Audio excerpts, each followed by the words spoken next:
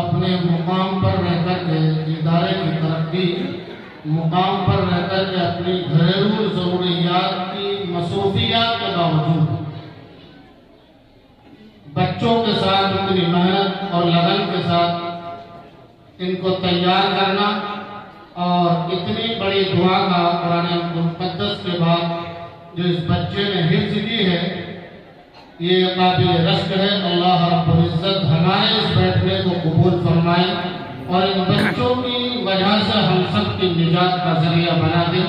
حضرت قاری محمد ہارون صاحب کو پھر ایک مرتبہ میں مبارکباد پیش کرتا ہوں، اراکین کمیٹی کو، اراکین مدرسہ کو۔